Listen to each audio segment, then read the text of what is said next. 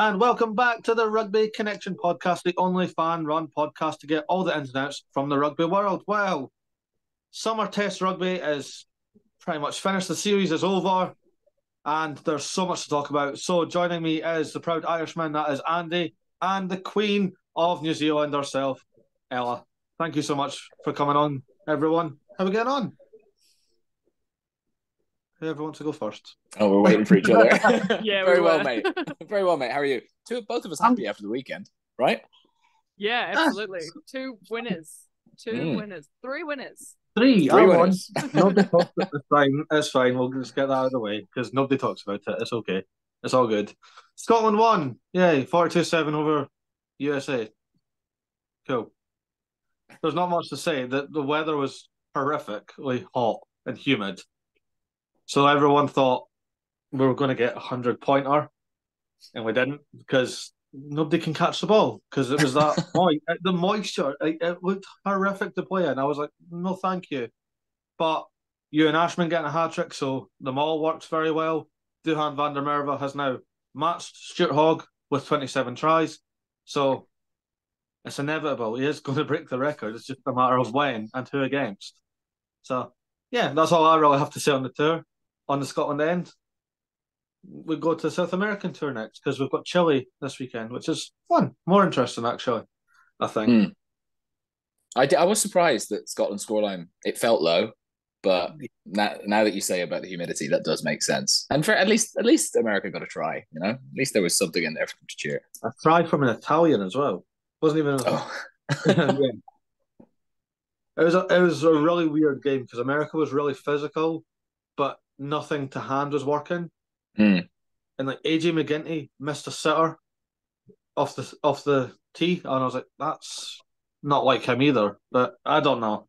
I'll take the win. 2 for 2 on the tour. Happy days. It's such a weird tour. I can't criticize or proper dive into it properly because that is what it is. It's a developmental tour. Well, with a first team squad though, that's what's so strange about it. We put a first team out against USA. I think that was just for revenge. I can't see anything else because somehow we lost to the USA in 2018. So I think that was just Townsend like get this off my back. But he was frustrated as well. The players were frustrated. I was like, right, so just a shit game all round with a generous scoreline. So just pretend I don't have... Don't mince words. It was just a very clunky game. Nothing seemed to... George Horn's try was very nice. I'll give them that. The actual attacking set piece for that to come off worked really well. But yeah, I don't know. I don't know if it was the weather or I don't know. It just felt like something was missing. But I'll take the win. Anyway, we'll go into the proper test series now. We've got Australia versus Wales. Wallabies get the sweep. Just is right. Yeah. Don't know where to go for Wales though. It's after the game, you sort of feel like it's hard to see where both these teams are going to go because I don't know how Australia are going to fare in the Rugby Championship because like it's not a particularly strong Wales team at the moment, like we all know that, and Australia got ran relatively close in both games, so. You know, when they go into a rugby championship against South Africa and New Zealand that we've seen are looking at the very least solid, right? You know, even if they have their worst day, they're still really good in defense. Structures are really good. So it's hard to imagine Australia having a great time in that tournament. You can definitely see some of the Joe Schmidt influence in there already, some of the detail. And the Aussie flair still, they scored another like full length of the field try, which is pretty amazing when they went from their own 22. And then for Wales...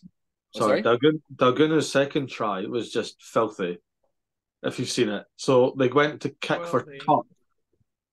The ball, yeah. And I think Cam went and managed to slap it back in. It was Liam Williams. It was Liam Williams that slapped it in. Then there was nobody there, and Dalguna just kept running, picked it up. Thanks, mate. Try. I was like, what just happened? But speaking of Wales, the heart and soul is do you like?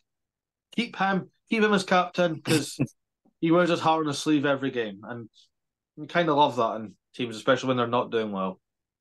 Yeah, Winnett was good as well. Like, he does add a lot when he's in. And I was wondering, watching that second half, like, should Wales just start throwing the ball around a bit? Because if they're going to lose games, like, they've got players who actually can chuck it around and can make stuff happen, and they try and play such a tight game plan, it kind of gives them no shot in a lot of games. Like, I'd like to see them open it up a little bit more.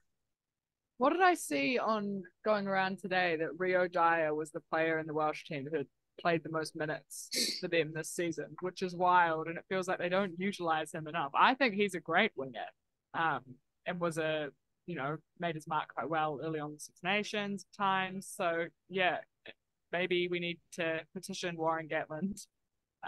Warren will need some reinventing. Shocker. Well, yeah, I mean, we could have petitioned him many times in the past. Oh, well, speaking of in the past, is Eddie Jones in the past? Because he's not doing well over in Japan. He's lost his first 2 games back as Japan head coach. He's lost to the men that worked underneath him at England. Really enjoyed that segue, by the way, Murray. That was great. I love a good segue. Yeah, I mean, look, we were talking about this before recording, but I think everyone was expecting after 2019 for Japan to like really kick on, whatever about Eddie Jones. But the reality was at that tournament, they were the home team. They turned themselves into a club team for a year before the World Cup, and they all trained together and played together for a year. They'd no superstars, so they could make everybody get on the same hymn sheet. And then after 2019, the biggest players went abroad. They didn't have the ability to pull people back into camp as often as they wanted. And now they're kind of, as a result, less cohesive. They know each other less well. And it's going to be way harder for them outside of like a home tournament setup to actually get big results against big teams. And I don't think Eddie helps. I think for anyone to take Eddie Jones on as a head coach after watching what happened during the Rugby World Cup says a lot. To look at that and be like, nah, that's our guy. That's our guy. But also, obviously, a lot's been made of Rugby League One and how that has really increased in competitiveness. All Blacks have been going over there and saying it's a much better league than people give it credit for. But I still think it'll take a number of years before we see the competitiveness of that competition reflected in their national team, in my opinion. That's fair. Yeah. It's just a very weird setup, though, because is his mouth getting like too big that like tactics and gameplay can't cash? We're going to run England real close. We're going to be in the top 4 of the world. Shut up. No, you're not. Who are you kidding? I don't know why he says stuff like that. He's enough of a, like, my favorite phrase is chaos goblin for him. That, like, if he says it 10 times, you know he'll do it once. Like he will succeed at least once. And then he'll be like, I told you, mate. Even though 9 other times he's got mad egg on his face. I don't know. As much as it probably is, he ruined Australian rugby, he arguably really altered the trajectory of some players' careers in a negative way. You think of Carter Gordon, people like that, even Michael Hooper and his sending off.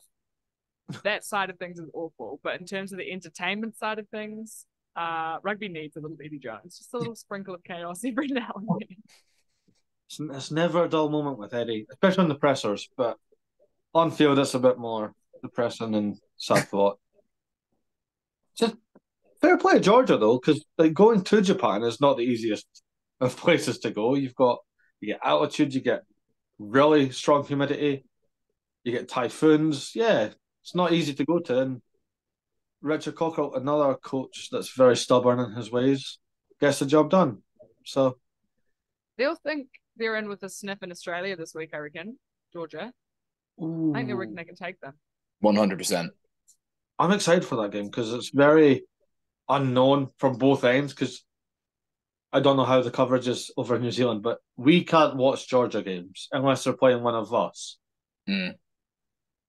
So, yeah. And obviously Wallabies is a new head coach, new system, so it's kind of like, let's just dive into it and let's just watch rugby and see what happens. They ran them pretty close in the pools in the World Cup. Like Australia ended up.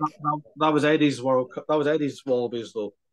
Yeah, but this is like ostensibly a less experienced. Well, no, it's probably got a bit more experience. But the fact that they ran them close at the World Cup with like Skelton and the big foreign-based players, I think they will fancy a pop at them.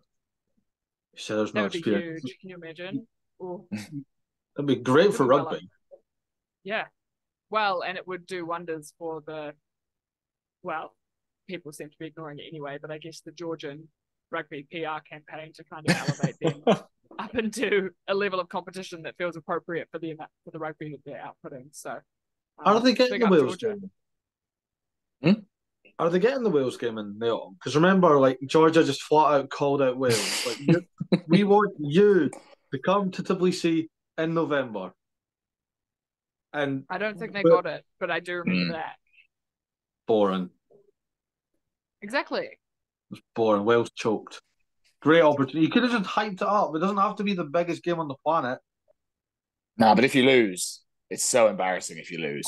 It'd be funny. You can't. I mean, yeah, it'd be funny for the rest of us, but if you're in the WRU, like there's enough gone wrong over the last year. You don't want to be a pretty spectacular own goal to be like, oh yeah, sure, we'll play it, and then take a loss. I don't think they would lose, to be fair. Like I do think Georgia are still a bit off. Bit off the tier ones for the most part, but it'll be an interesting one because if the Aussies lose, it's a real indictment of them and Wales. If the Aussies lose to Georgia, because Wales just lost the 2-test series. That'd be a really. Oh, sorry. You know, it would be a really competitive competition if you just put that pool that was all together at the World Cup in one competition. That was a very exciting pool. Fiji, Wales, Australia, Georgia. Who else was it? Portugal. Oh, there you go. Yes. Yeah, go for it. Yes, why not? I would watch that league for sure. We need a name. We need a name for the league.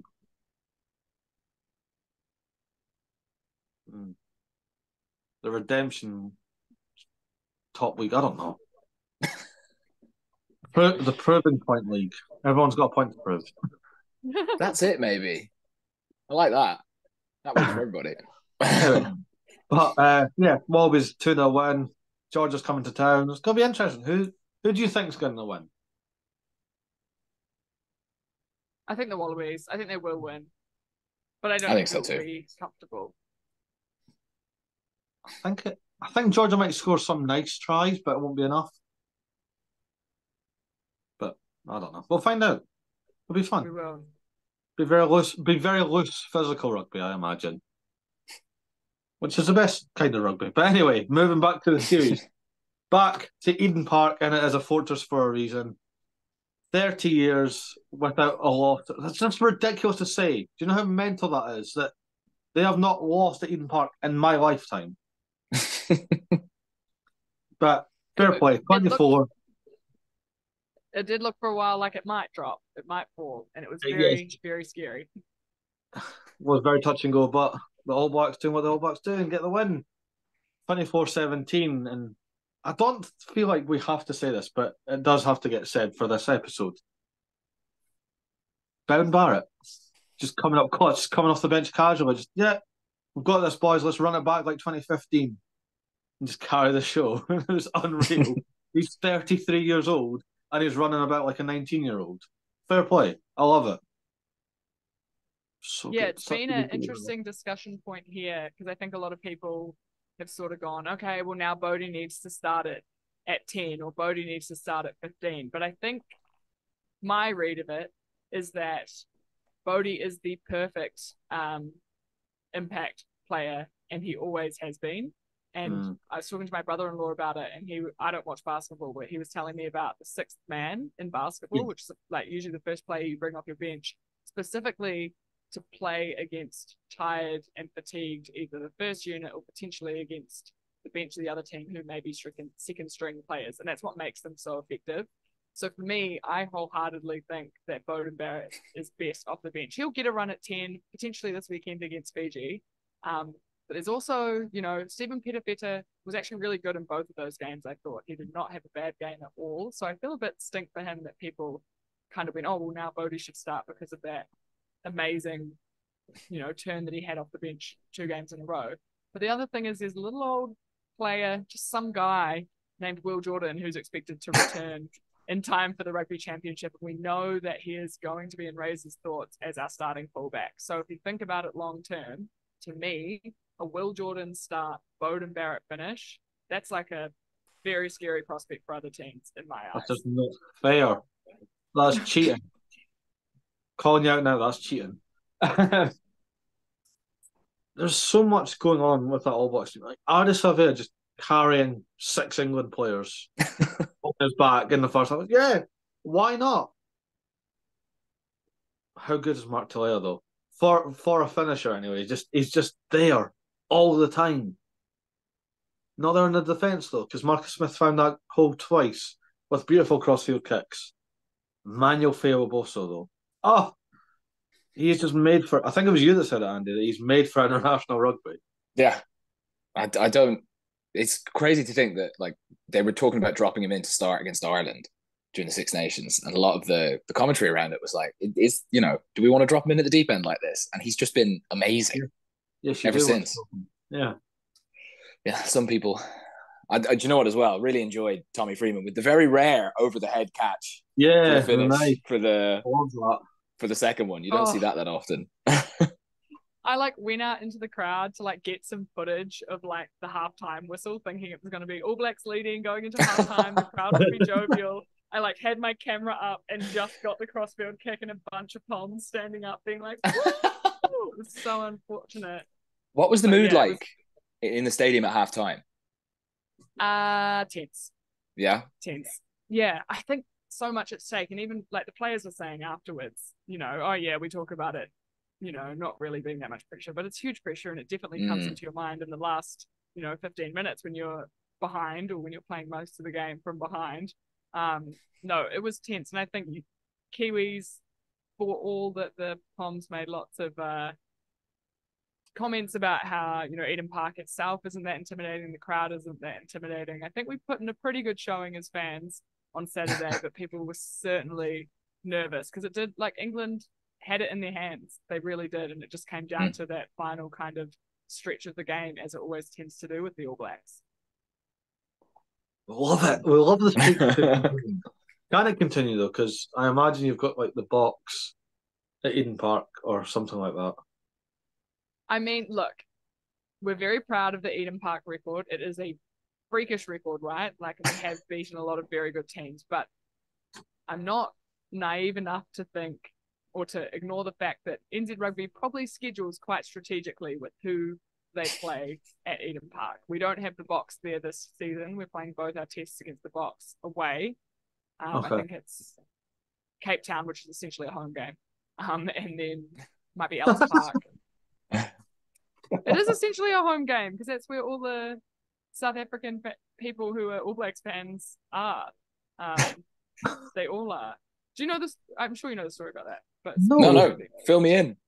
Well, just that. So during apartheid, obviously the Springboks didn't allow men of color to play in their team, but the All Blacks did. We had Māori and Pacifica playing in our team, so a lot of South Africans became fans of the All Blacks during the apartheid era. And that's why you see so many South African All Blacks fans because of that. And a lot of people have kept it in their families for a really long time. So you'll see that there are South Africans who don't support the Springboks and they wholeheartedly support the All Blacks, which I think is why it is that. It adds an extra layer to that rivalry that's been so long-standing, because obviously the Springbok tour and in New Zealand and everything. So, sorry. History. That's awesome. I never knew that. I thought when you said it's like practically a home game, it's because like you just beat the shit out of them on that ground. That's what I thought you meant. No, it's because there's so many All Black supporters in South Africa. In Cape Town. That's a better reason than what I thought. So yeah, I like that. That's really good. Is there a lot of excitement about Ratama? Because he was good when he came on. Yeah, I thought he did great. And Finlay he was actually not bad, I thought. He had that amazing play at the back of the scrum, trapping Earl. Defensively, we know he's good, but unfortunately, he doesn't quite have the right balance of like that alongside the service. And Ratama came on. Obviously, Bodie came on around the same time, and the attack generally shifted. But you notice that insertion of pace. So I imagine he'll be rewarded with a start this weekend against Fiji. And I think that when Roygaard's fit, which it's sounding like October, then our three halfbacks will be Roygaard, Kenanata, Ratama, and I think it's a pretty good triple threat. It's not bad. What did you make of him, Murray? Because that would have been one of your first times seeing him aside from Super. I enjoyed it. I enjoyed him through the Super season. So he was really good. Him and Mackenzie obviously gel really well together.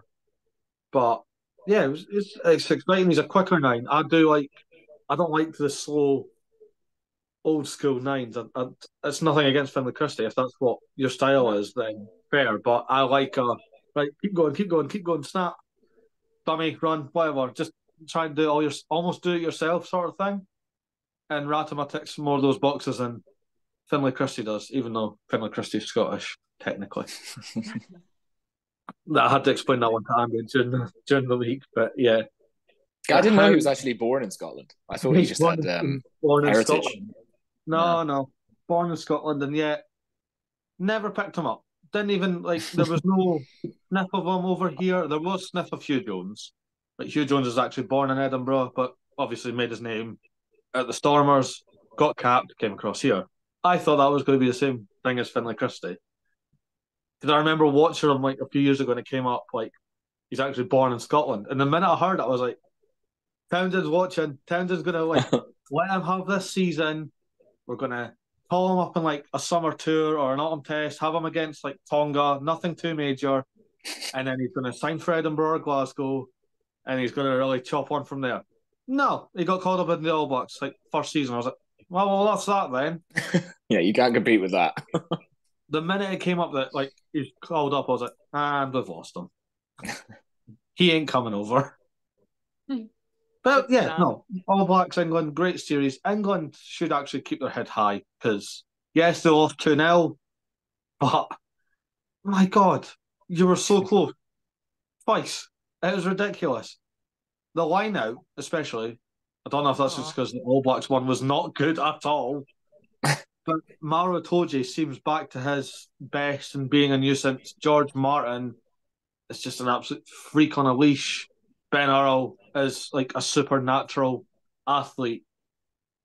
How many back rows do you see have a pace like a winger and kick like a fullback? It's not fair. He's a cheat code. And Finn Baxter, who's going to be a generational talent, who's 22 years old and he's an international prop. It's mental. It's crazy. There's something down at the stoop for for Quins because they've had Jason Leonard, Joe Marler, and now they've got Finn Baxter. So fair play.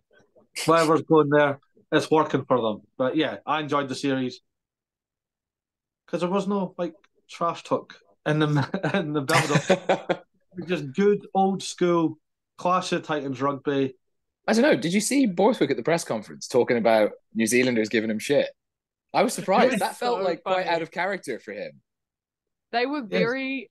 He was quite jovial in the presser, and I thought it was maybe he was just super stoked that the tour was over and he could go home after such a long and hard season.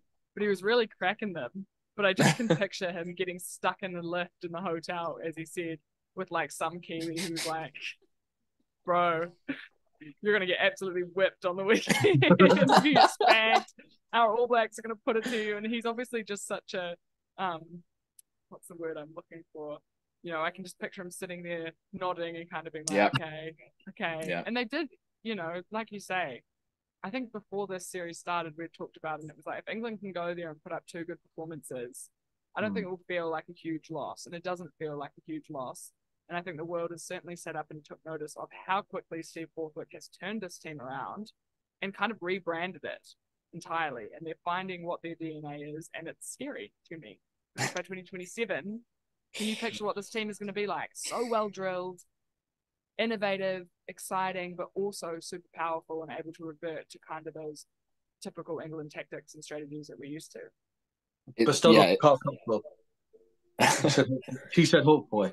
It feels like they just need to make a couple of tweaks. I think when Cunningham South goes off and they bring Curry on, they don't have a carrier for that last 20 minutes, and you really notice it. So they kind of got to figure something out there.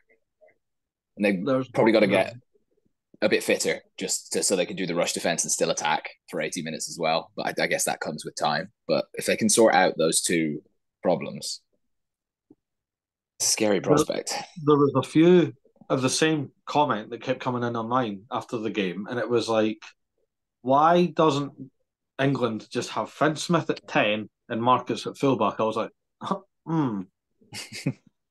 And when they said it, I was like, I don't know. There's no good reason why they don't do that. The high ball is the reason. Yeah, but like for the quick defense as well, because Freddie Stewart, I know because Freddie Stewart's bigger and he's a bit stockier, so it's harder for him to like on a quick turn, whereas Marcus could probably just cool. Yeah, I don't know. They're probably it's a big risk to do in a big game, you know. Like Smith is more than capable, but he doesn't play 15 very often. Like if you're Bowden Barrett or Damien McKenzie and you see Finn Smith come on and Marcus Smith move to fullback, you're thinking like, I'm just going to drop that on top of him every opportunity I get, and we'll send the big lads after it. So I do see why they don't do it. I think like if rugby was a video game, absolutely, you'd have Finn and Marcus both in there. You know what I mean? Because what they're both able to do. But yeah. Where does George Ford fit in? He doesn't. When he comes back. I think he's going to struggle. Well, not done, but he's going to struggle to get back in. Maybe come off the bench now and again, like when he's fit, have him as maybe over Finn Smith, just as the experience. But then Finn Smith is so good. Like he's fantastic, especially if you've ever seen a Northampton Saints game. He carries that team, and me and you've said it time and time again, Andy. It's like he's 35, but he's not. Yeah. It's like he's been playing for years, and he's only 22, 23 years old. Yeah, some depth at 10 for England. Oh yeah, they certainly don't have to worry about that. That's awesome to watch, but you can't pick them all, and that's what I keep saying. Especially when I do combined 15s, and you get people commenting, "What about this player?" But this player is really good. Yeah, I can't pick everyone. Essentially, I'm not doing like a 7-1 spot on the bench in a make-believe world. It's not happening. I think I did like my team of the summer series, and I've technically picked 5 fullbacks because they could all play fullback. I'm like, that's not my fault that they're all versatile.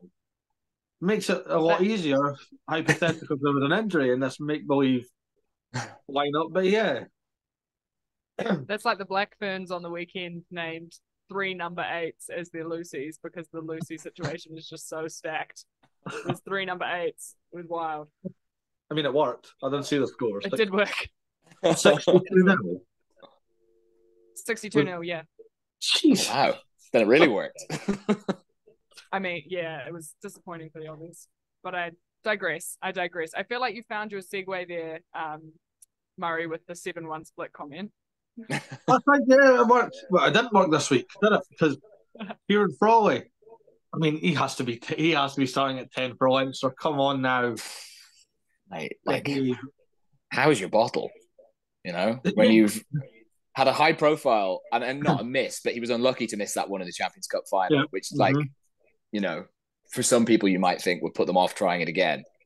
And yeah.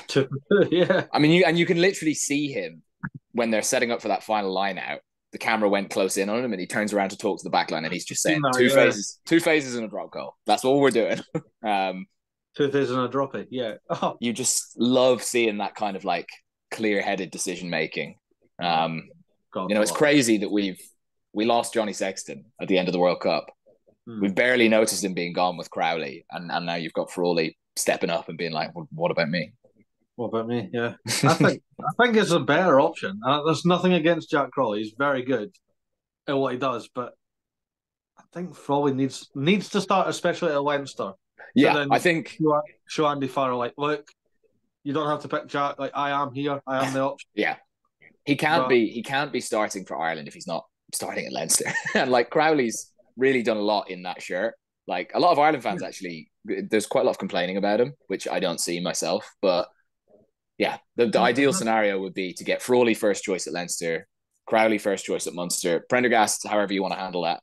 You know, he can stay at Leinster and play half the games or whatever. But now it just seems like an obvious hierarchy.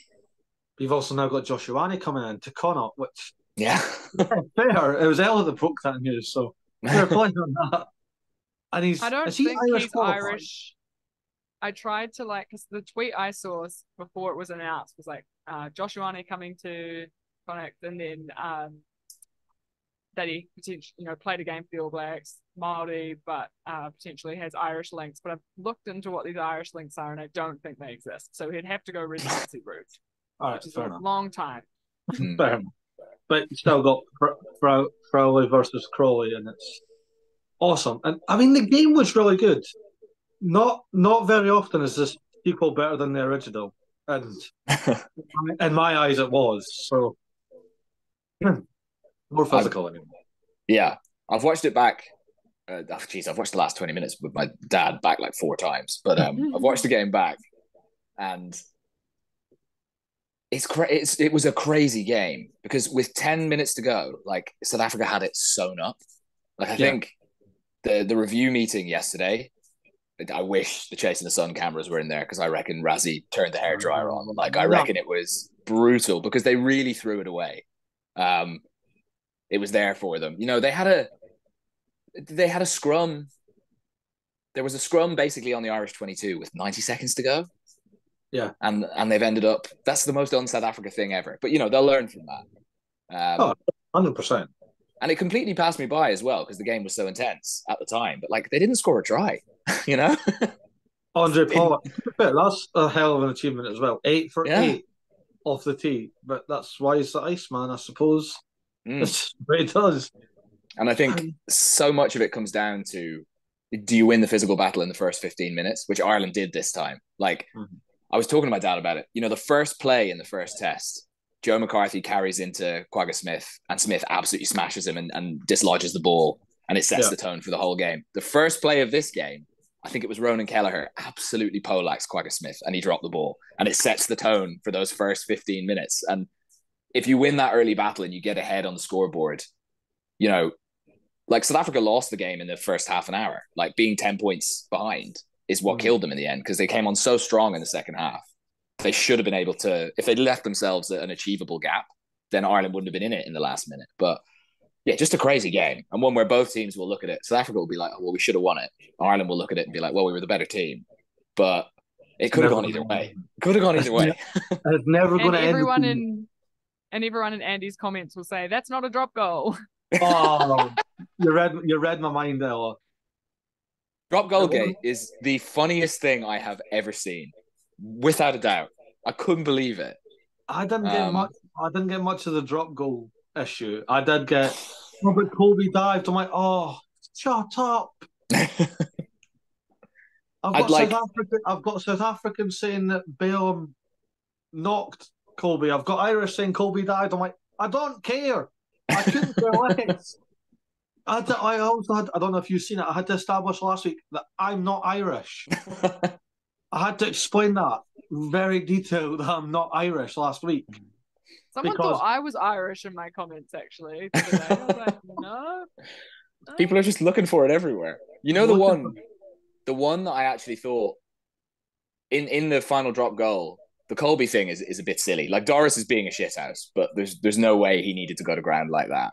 The other one, the Snyman one, is interesting because McCarthy is not subtle at all about trying to get in his way, and he doesn't really hit him in the end. But that one I saw and I was like, geez, that was a bit risky. I don't know if he needed to do that. But this it's like football, isn't it? This forensic analysis of tiny details after the game, and I think it's the tone of it as well. It's one thing to say well, look, maybe a few things went against us, but ultimately you lose the game. It's another thing to be like, look at all these instances, and to pretend that, the idea that someone can score 2 drop goals in a match, and none of the refereeing team, none of the opposition players, none of the pundits, the former players who are doing coverage, none of the fans in the stadium, nobody notices that the ball didn't hit the ground and that it's only looking at it on the TV afterwards is insane. I can't believe people are trying to sell that. It's a new level. It's a new level of victim. Look at us. We got beat because the referee didn't see it. See what? But it was your video because obviously you got a lot of comments, Andy, about it, and I've seen your video and I'm just like, what we're looking at? Yeah. It quite clearly bounced. It was so funny because I made the video and so many people were commenting on my reaction video that I was like, I'm going to go and look at this. And they all just said the drop goal. So I thought they all meant the winning drop goal. So I went and looked at the winning drop goal. And then people start commenting on that one, being like, oh, this is the wrong drop goal. As though that makes it less stupid. Do you know, it's... we all saw it. This is the first time I've ever seen you barred up in your comments as well, like fighting back at people because you're just like, what? Are we looking at the same thing? How can you see something different here? We've both got eyes. It's just crazy. Like, I've never seen like it's a new level of stupidity, I'm going to say. Yeah, I've got to think a lot of it's got to just be people trolling. Like, I can't imagine everybody doing it as being serious, but I don't know. God, it's just crazy. Like, you learn quick that people, like, especially because we all do TikTok, some of the comments you get are just wild. There was one. Go on, Ella. I could tell this is going to be a bad one. Someone called me a Make-A-Wish kid on my video of coming to the Oh my God. I have to laugh because it's kind of funny, but I was like, whoa, that's so bold. That is funny, but very mean. I'm not going into much detail with it because I know where Ella stands on it and I get her point. But it was from the first test from the All Blacks game, and somebody went, don't you dare talk shit about number 14. Oh, yeah. And you're like, I just said I'm not talking about him because of what he's done. And this guy just kept going, yeah, but you don't disrespect that player ever again. I'm like, mate, shut up. Like, what are you talking about? I was like, you probably don't want me to talk about him. Like, if I did talk about him, sure, but I didn't say anything. I just said, not talking about that player, sorry. The world's very weird. It's very weird. Like, I don't know if Andy gets it because they might think he's Scottish. I get a lot of requests talking about Stuart Hogg, and I'm like, no, I'm not doing that. I can't. There's guidelines for a reason. I can't talk about that. I got one funny one yesterday. Some South African fan privately messaged me to tell me that I was a poop hole in Afrikaans. I didn't know that was like a common thing that people say. It definitely made me laugh. Oh, man. But yeah, we've went completely off track now because there's this. See what I mean? It was a great test game, and everyone ruined it by the comments. Ireland won. It was a famous victory. I did have a question because it was drop goal based. Ella, you could answer it, but I feel like it's more suited for Andy because he's Irish. But what is the more iconic drop goal? Was it O'Gara versus Wales, Sexton versus France, or Frawley versus South Africa? Oh, jeez. It's a good question. They're all up there. That's a PR answer, that. Well, what I mean is it's tight. I'm not throwing any out. But I mean, the O'Gara one. Well, because the Sexton one started a Grand Slam. The O'Gara and those two, I think, because there's a trophy in the mix, are above. The Frawley one is clutch. Don't get me wrong, but like it is to win a summer. Although only our second ever win, mate, it's so hard to choose. You mean you don't care about the Castle Lager, whatever it's called? It's our second ever win in South Africa. You know, like that is historic. I had to make that point. I'm not with you. Because I was historic. I said Ireland get a famous victory in South Africa because it is. You've just said it's only the second time winning, and somebody commented like, "Hardly a famous victory." I was like, "You've won twice." Yeah, ever. But yeah, just a great game and great to see. You know, there's been a lot of people for like Irish fans calling for them to try Burn at 6 for a while now because he played 6 a lot more than second row when he first got into the Ireland team. True, and it's added like a whole extra dimension. Like we all love Peter O'Mahony, but for a 6, he's a bit of a throwback now, right? Like he's not the biggest guy. He's more of a shithouse, and he does stuff that you kind of increasingly can't get away with in games. So, and the main thing is just international rugby's just become like a bruiser fest, right? Like if you're not as big and strong as the other team, like you may as well pack up and go home. So this additional way of playing with Byrne at 6 and then two of the big lads in the second row. It's definitely like a new type. And just like Byrne is just an animal. Like the guy can play 80 minutes. He can switch positions in the pack. Like, so impressive. Is this? I did ask you this when the squads got announced, but do you think this is like them fading Peter Romani out? Like, yeah, I think so. We're not getting rid of you completely. You can come off the bench. No. Well, I mean, and he had a big impact off the bench because he made the tackle on Van Staden that turned the ball over and got us the scrum that Frawley kicked and went from. And if that doesn't happen, we don't have a way back into the game. So, like, a huge impact still. So, yeah. And an amazing servant for Ireland as well. Someone texted me. I was like, God, Peter Romani was good when he came on. And someone texted me, he's always the best player in the world right after he's been dropped. And I think, like, it really lights a fire under him and you always get a good performance from him.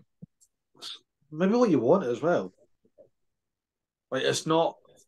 I do like it when players get competition in positions, because if you don't, you get complacent and you become really... You'll be great for your club to get back into the international setup, but then you're a bit crap because there's nobody actually competing.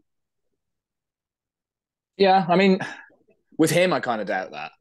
I'll be honest with him. He seems like a savage, but I know what you mean. You want the setup to have as much competition for every place as possible, so no one ever quite feels safe, and everyone's giving it 110% every time they play, for sure. Well, we've got some rugby this weekend, so we can do quick predictions, quick fire, because they're not big games, and I'm not trying to sound harsh to anyone competing. They're going to be fun, but there's not massive games. I believe you've got Japan versus Italy. I imagine Italy's getting that win, because Italy's a good team. Japan has Eddie Jones. We've said that already.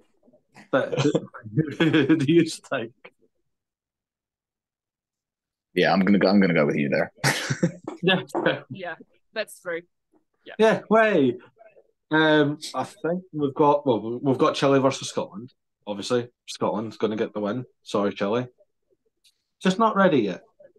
We've got Fiji versus the All Blacks, which is going to be fun, but it's in San Diego for reasons. Why is it in San Diego? 2031 World Cup, I reckon. Oh yeah, because the host did so well at the weekend. No, All Blacks. Yeah, you could rotate that, and it's still going to be a fairly comfy win. Yeah, I think it was announced today Patrick Tuipulotu's staying at home just to rest that knee. So I think you'll see Sam Derry in the lineup for the first time. Might be unfamiliar to some. The Blues lock. He's a big boy, and obviously we've got some line-out issues to fix. So that'll be good. The Fijians will be up to it. They'll be up for it. Why San Diego? Why not? Put it in Fiji. Yeah, I mean, yeah. We'd probably lose there. Who else have we got? We've got Georgia versus Australia. We talked about. We all think Australia, but Georgia won't go down without a fight. Yeah. We've got Portugal versus South Africa. That's a great game. It's going to be fun. It's going to be a very rotational squad from the Springboks, obviously. But I think there'll be a backlash, though. Yeah. You don't want to play a team like that right after they've been beaten. Tongo full whack. He's going to do it, isn't he? 7-1 on the bench, full whack. Even Khaleesi to toy. What a big day for Scotland for that test. Murray, Holly Davidson refereeing. Ooh. Yeah. She's first such woman a good to ever take charge of a Springboks test, which is massive. I love Holly Davidson. Great referee. She's great. Is there any other games? I don't think there is. I think that's it. I could be wrong. See what I mean? They're not advertised at all. Oh, no, we have Wales versus the Reds. Oh, the Reds, yes. Oh, yeah. Australia B. What's the Reds a win? Tom Jones impersonator at halftime. I fell for it. I thought it was the real thing. I sent it to my parents. I was like, oh my God, Tom Jones playing at the Red Show. And my dad was like, is this real? And I was like, what do you mean? He said, look at it. And the thing, because it said like Tom Jones, but at the top it said Australia's best. And the impersonator down the bottom, and I just completely missed it. I was like, how did they get Tom Jones? Dad said, it doesn't even look like it. Not really sure how to follow the Reds. That is awesome. I'm embarrassed. Yeah, I saw I'll Squidge. send you the picture so you can put it in here. I saw Squidge tweeting saying, just terrified for the Reds game.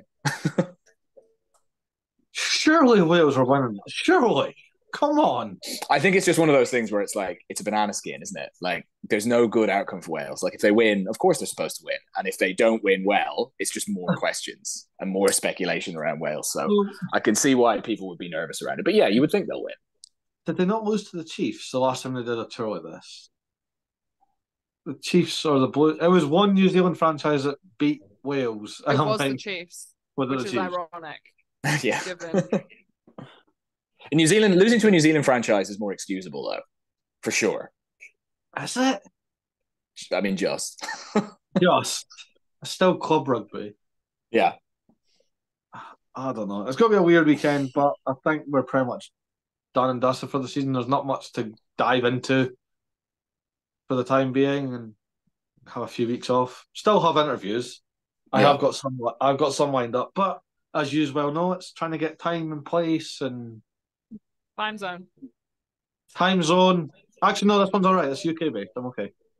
Same time zone for this one, but for the ones I try and get, it's not easy. It's either staying up late or getting up really early. But you'll get questions in because I like your contribution. And we've all interviewed Ben O'Keefe now, so there you go. We share Ben now. Great guy. I love Ben. He was a great guy. Great interview. Good laugh. Yeah. But this has been the Rugby Connection podcast. This is summer tour recap. Not really counting the rest because it's not publicised at all. Nobody's talking about the games that we've just mentioned. So we'll have stuff to talk about over on TikTok anyway. But yeah, it's fun. Great games, great rugby. More, please. Yeah. Make a 3-test series.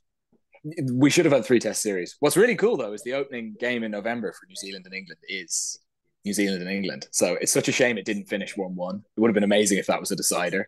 Well, I thought everyone was getting a repeat leg, but I didn't realise that Springboks and Ireland weren't. Like Wales and Aussie are doing another go. England, Australia, New Zealand are doing another go, but I couldn't understand it. I was like, oh no, I'm sure there's a November test. Why is everyone so upset that it's 1-1, but it's literally will stay 1-1 until next year? You have to wait a year to go again. The social media nonsense will continue for another year. I'm so annoyed. I read 5 summer tours that I want to see next year, and I was going to do a video on it, and then I went, doesn't matter because the Lions on next year, so half that won't have. Yeah.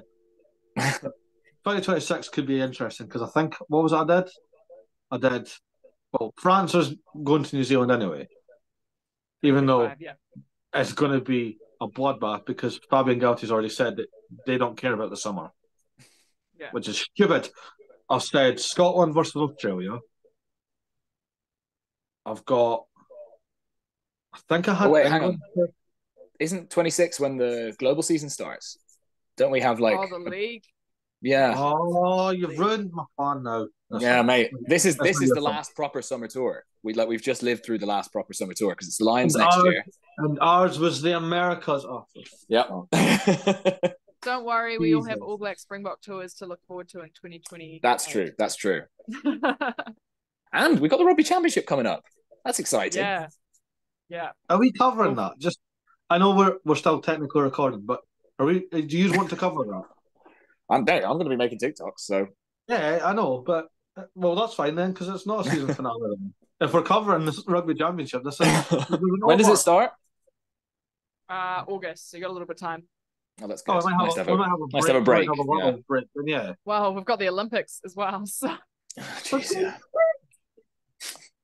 You're killing me. It's going to be all year. I'm just going to have to insert the new season number somewhere down the line. Figure it out. There's no off week. Running at this point, yeah. No, it's getting very well. But yeah, summer tour's finished. forever, apparently. Because we're going to a totally different setup soon. But it's fun because we like chatting, we like talking about rugby, like talking shit about Eddie Jones. Apparently, it was this episode. So, yeah, Ella, Andy, it's always a pleasure. Thank you for having us. Yeah, thanks, mate. And I'm glad we've got time difference sorted out because silly me thought New Zealand was 24 hours ahead, not 12. But I don't know why I thought that. That is a 24-hour flight, yes. But that's stopping and changing and all that as well. So it's actually longer. I've done on my way to the UK like 31 hours. It's gnarly. Jeez. But great chat as always. And if you like what we do, we're on YouTube. Hit the subscribe button, hit the notification bell to get notified for great content like this. If you like Ella, she's on TikTok at Ella Ferguson 5 for Slam White Lock. Yes, there we go.